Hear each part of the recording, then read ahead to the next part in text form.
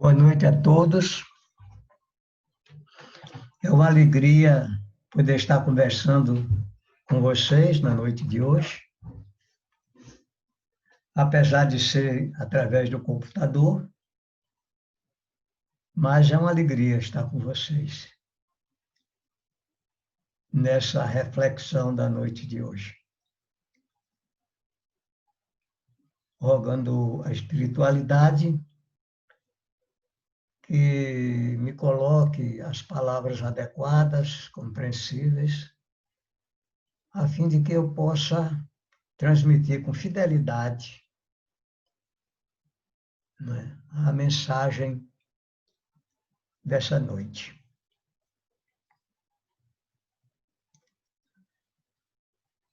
A mensagem é Êxitos e Insucessos, do livro Pão Nosso,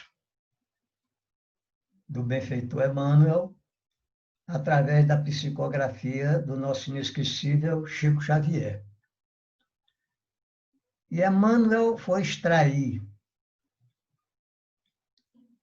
esse tema exatamente da Epístola de Paulo aos seus filhos espirituais de Filipos, onde Paulo declara: sei viver em penúria e sei também viver em abundância. E por que Paulo faz essa declaração? Porque a vida de Paulo tem um primeiro momento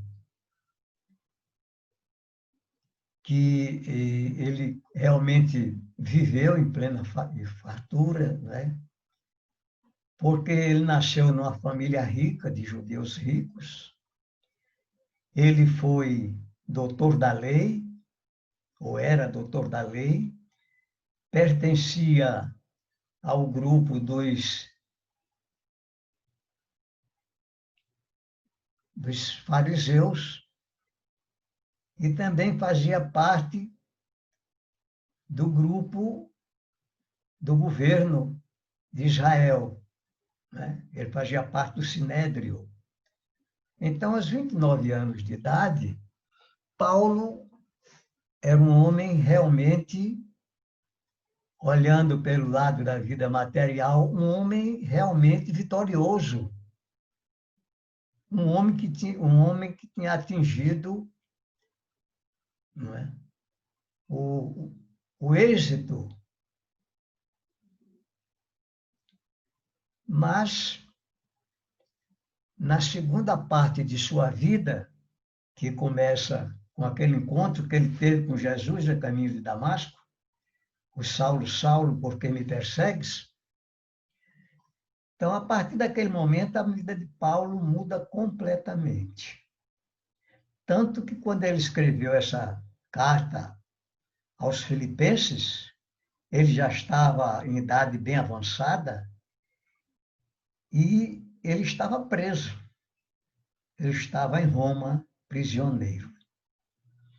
E esse segundo período da vida de Paulo foi de muitas dificuldades materiais, falando, né? Dificuldades materiais. E essa carta que ele envia aos Filipenses, que era a igreja do seu coração, a igreja a quem ele dedicava muita amizade, fez grandes amigos nessa igreja. Então, essa carta, já em idade bem avançada, ele aconselha, orienta, né, os seus filhos espirituais de Filipenses como se conduzir pela vida, né? Então, então Emmanuel extrai dessa declaração de Paulo o título de sua mensagem, que é o nosso estudo desta noite. Então, Emmanuel começa afirmando que em cada comunidade social existem numerosas pessoas demasiadamente preocupadas quanto aos sucessos particularistas, afirmando-se ansiosas pelo desejo de evidência. É claro que todas as pessoas, e é normal que todas as pessoas, procurem se destacar nos seus grupos sociais, né? Procurem ter sucesso na sua vida. Contudo, isto deve vir de maneira natural. Essas conquistas advêm do reconhecimento da sociedade ou do seu grupo social, mas não devem ser preocupações para as pessoas. As pessoas devem se manter tranquilas, viver os seus dias em paz, porém, praticando a simplicidade, procurando o bom trato com os seus companheiros. E aí vai se tornando evidente, vai se tornando uma pessoa conhecida, de destaque. E são justamente estas pessoas, segundo Paulo, são justamente estas pessoas que procuram o sucesso a qualquer custo, que quando chegam, quando atingem e se fixam nas posições de destaque, né, aos pontos mais altos do mundo, elas estragam desastradamente as oportunidades de elevação que a vida lhes confere. Por quê? Começa a trabalhar a vaidade, começa a trabalhar o orgulho, aí elas se perdem, não é? Se desgastam. Não é? E, às vezes, perdem o rumo, começam a cometer erros. E então elas voltam ao ponto de partida para recomeçar tudo novamente. Então, aquilo que era um êxito termina se tornando num insucesso, porque, às vezes, chegar no topo é fácil, mas permanecer no topo, às vezes, é difícil.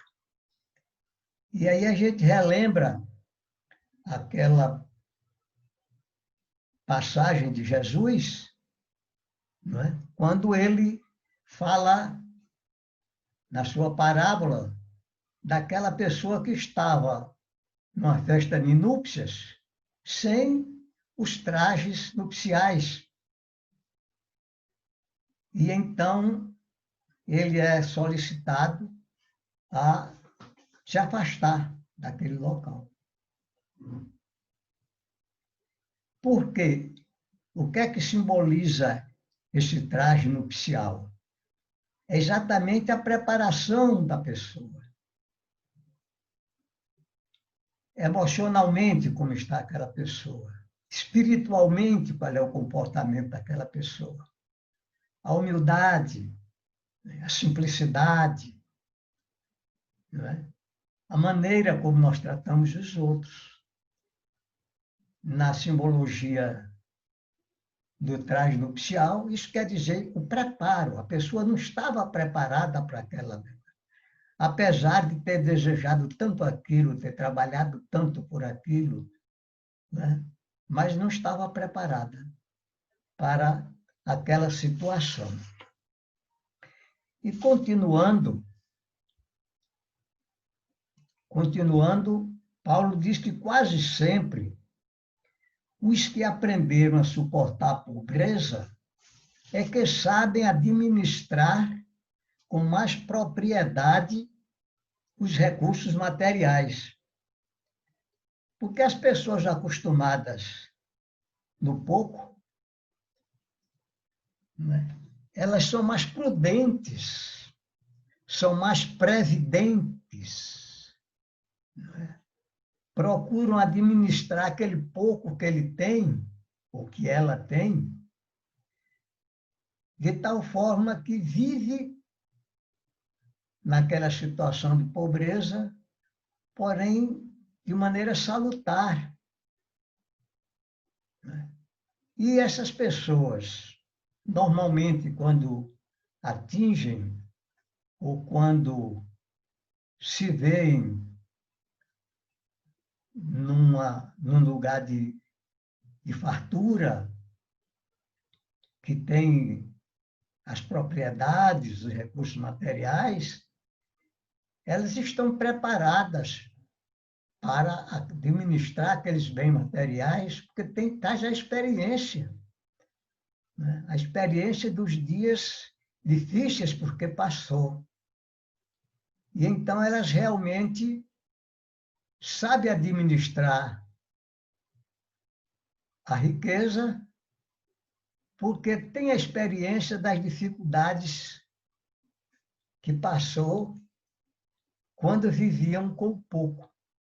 É claro que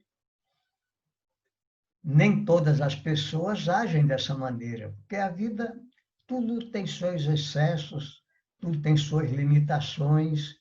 Então, as pessoas, às vezes, não sabem, quando passam de uma situação de pobreza para uma de riqueza, não sabem administrar isto. Mas as pessoas centradas, né?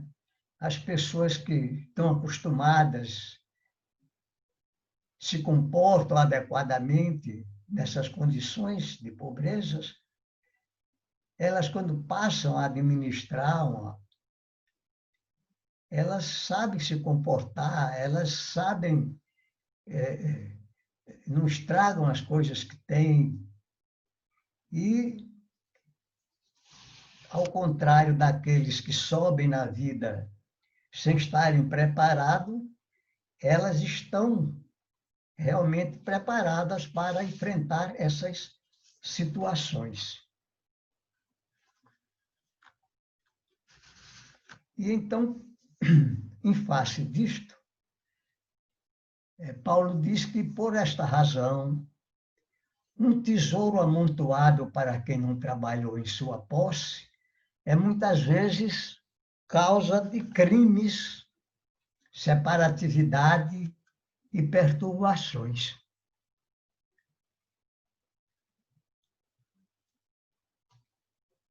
E ele fala também que os pais trabalhadores e honestos formarão nos filhos a mentalidade do esforço próprio, da cooperação afetiva, ao passo que os progenitores egoístas e descuidados favorecerão nos descendentes a inutilidade e a preguiça. E o que é que Paulo chama a atenção para isto? Porque aquele tesouro amontoado, a gente vê grandes empresas, né? Grandes instituições que fazem tão bem à sociedade, né? Às vezes patrocinam atos de bondade, leva o progresso para a sociedade. Às vezes, quando passa para os seus herdeiros, eles destroem tudo. Eles não sabem administrar as coisas, porque não tiveram o hábito. Então, por isso que Paulo diz que pais trabalhadores e honestos formarão nos filhos a mentalidade do esforço próprio e da cooperação afetiva. Eles ensinam os filhos, entre aspas, a pescar, né? E aí a gente vê o valor que deve se dar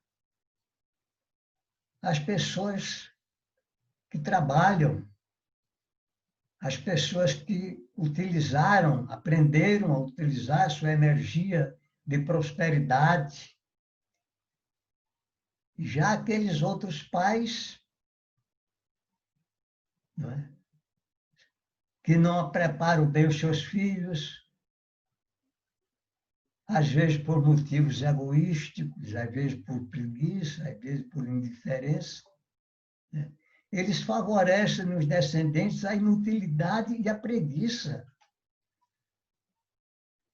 Não se preocupam em orientar os filhos, não se preocupam em mostrar a importância do trabalho, se preocupam apenas consigo, com seu bem-estar, e descuidam da sua prole. Isso a gente vê muito na alta sociedade. As pessoas estão distantes da família, às vezes. E aí a gente faz aqui um parêntese para registrar o seguinte. Os pais judeus, mesmo os ricos, eles se preocupavam em dar aos filhos uma profissão. Paulo, por exemplo, ele sabia fazer tendas e fazia tapetes. E quando ele vivia a sua vida de pregação do cristianismo, ele dificilmente aceitou alguma ajuda, algum socorro. Ele vivia do seu trabalho como fabricante de tendas, fabricante de tapetes. Ele trabalhava normalmente até na parte da manhã, na parte da tarde ele se dedicava à pregação e à noite ele ia às casas daqueles irmãos que estavam em dificuldades. Então, Paulo nunca dependeu de ninguém, a não ser em raras oportunidades, porque ele esteve preso muitas vezes, entendeu? Outras vezes ele sofreu muito da parte dos judeus que não aceitavam o cristianismo, era apedrejado. Então, ele tinha os seus momentos de muitas dificuldades. Mas, mesmo assim, poucas vezes ele aceitou ser socorrido, que ele tinha como princípio: quem não trabalha não come. Então, isso talvez ele tenha aprendido com seus pais, com o povo de sua raça. Então, a gente vê aí, e também o livro dos Espíritos aqui, ele também diz que tem a lei do trabalho. A lei do trabalho é importantíssima para a evolução do ser humano, né? O desenvolvimento da inteligência, as artes, a ciência, tudo vem através do trabalho. A natureza é um vasto campo de trabalho em direção exatamente da prosperidade material e da preparação espiritual. Porque no mundo espiritual nós também trabalhamos. Quando nós passamos para o mundo espiritual, tem muito trabalho a fazer. Não é uma vida de inércia. Não é uma vida de inércia. E Paulo também diz aos seus filhos espirituais de Filipos, ele refere-se ao precioso imperativo do caminho, do que se reporta ao equilíbrio, demonstrando a necessidade do discípulo quanto à valorização da pobreza e da fortuna, da escassez e da escassez e da abundância. E o que é que Paulo quer nos dizer com isto? Que precioso caminho é este que Paulo fala. Refere-se ao precioso imperativo do caminho, que se reporta ao equilíbrio demonstrando a necessidade do discípulo quanto à valorização da pobreza e da fortuna, da escassez e da abundância. E isso, Paulo está se referindo ao caminho que todos nós temos que traçar. Porque todos nós temos que, no nosso caminho evolutivo, nós temos que saber viver com equilíbrio, não é? Demonstrando a necessidade do discípulo quanto à valorização da pobreza e da fortuna, da escassez e da abundância. O espírito equilibrado, ele sempre está tranquilo em qualquer situação, porque ele conhece a importância dessas lições de vida, dessas dificuldades. Jesus diz, no mundo conhecereis necessidades, dificuldades, e nós temos que encontrar o equilíbrio.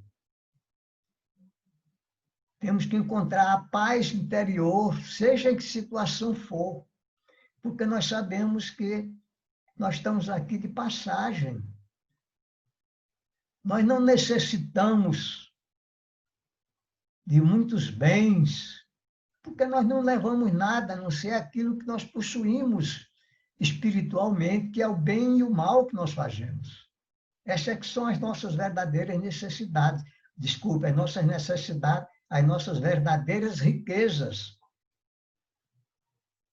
O restante fica aí, a gente não leva nem o corpo. Então, por que tanta ânsia, não é? Às vezes, a gente vê pessoas que se dedicam muito exclusivamente ao trabalho, da ânsia de querer, de ganhar, de possuir. Para quê? Isso não é condizente com as nossas necessidades evolutivas.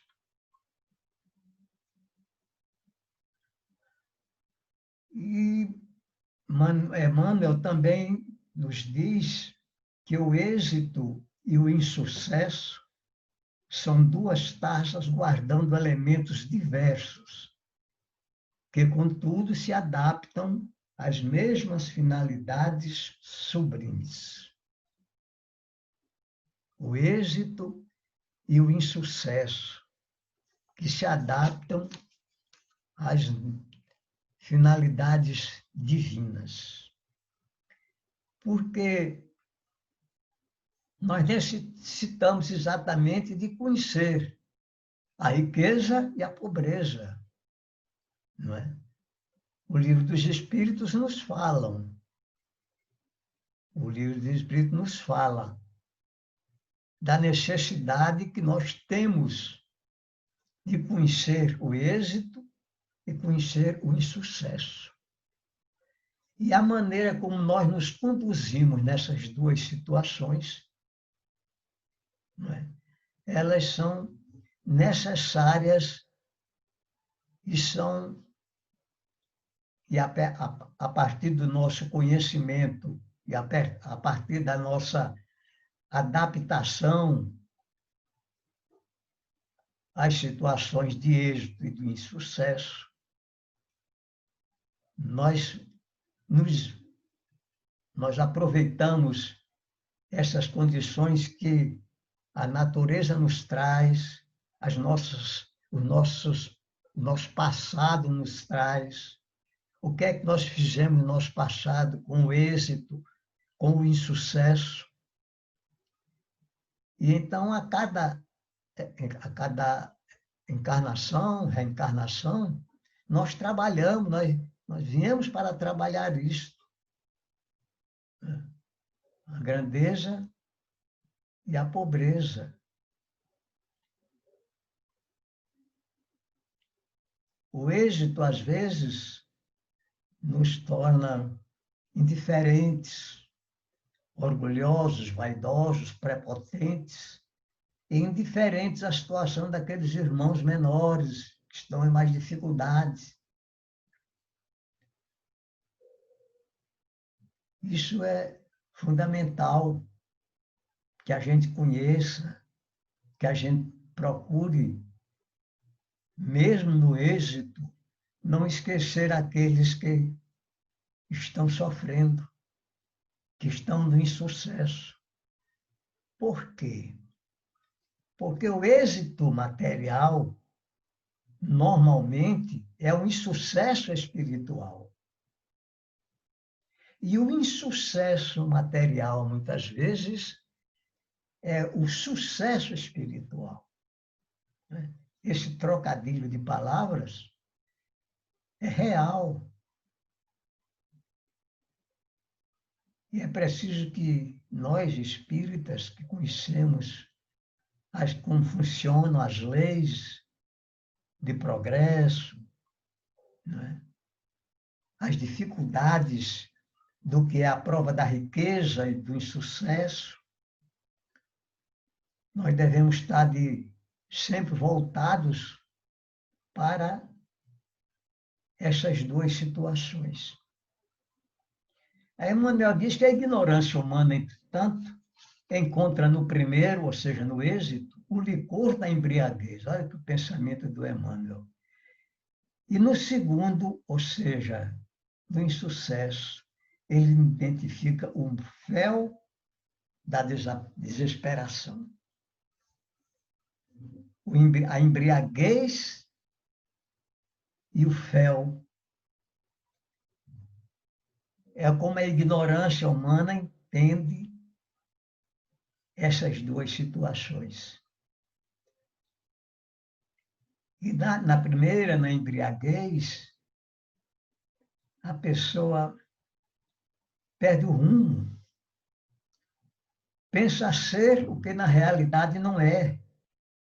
Porque não é o sucesso material que vai demonstrar quem ele é. Porque ele é um espírito, às vezes,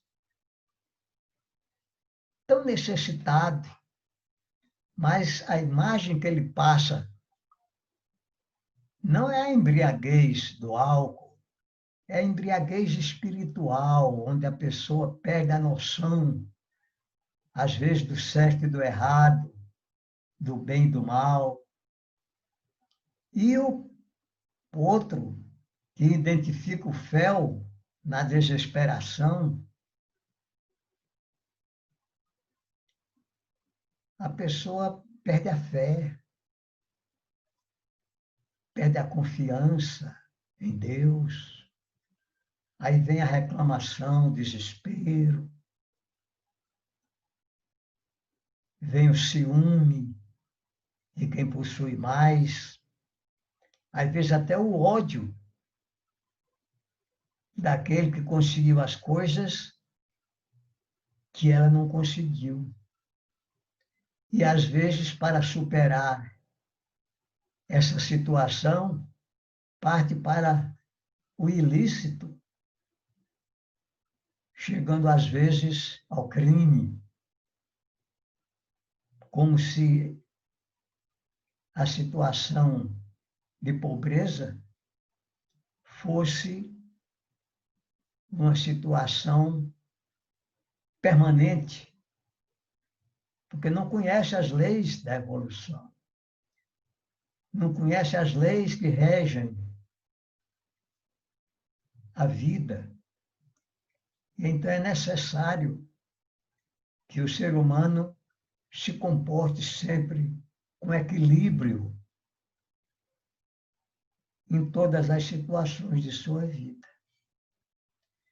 E Emmanuel também diz que nisto reside o erro profundo, porque o sábio sabe, extrairá da alegria e da dor, da fartura e da escassez o conteúdo divino. Olha lá. O sábio extrairá da alegria e da dor, da fartura e da escassez o conteúdo divino. Todos nós deveríamos nos preocupar e nos tornarmos sábios. Sábios segundo as leis do Espírito, sábios segundo as leis da vida. E tanto na alegria, na dor, na fortuna e na escassez, o sábio se interroga: o que é que a divindade quer trazer de mim, colocando em minha vida essas situações? E ele compreende pela sua própria grandeza espiritual que tudo isto são degraus da escada evolutiva do espírito. Quando nós descemos, no sentido figurado, para o reencarne, nós trazemos conosco programas traçados na espiritualidade. Hoje se fala muito em protocolo. Então, nós trazemos já conosco nossos protocolos para nos orientar na vida material. Mas nós esquecemos, quando chegamos aqui, desses protocolos que nós assumimos perante a espiritualidade bondosa que acompanha os nossos passos, as nossas orientações. E assim, meus irmãos, minhas irmãs, nós terminamos a nossa reflexão da noite. Pedimos desculpa, porque não temos ainda o costume, o hábito, né, de usar essa ferramenta do computador. E a gente, às vezes, parece que está falando sozinho. E aí fica uma coisa meio estranha. Portanto, se desculpem alguma falha cometida, se eu não expliquei adequadamente, porque para mim é difícil. A pessoa em determinada idade que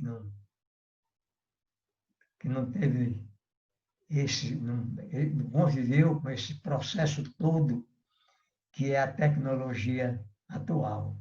Muita paz para todos, que Jesus nos abençoe, nos ilumine e nos ajude nessas reflexões que são importantíssimas para a nossa compreensão da vida e as nossas responsabilidades perante a espiritualidade.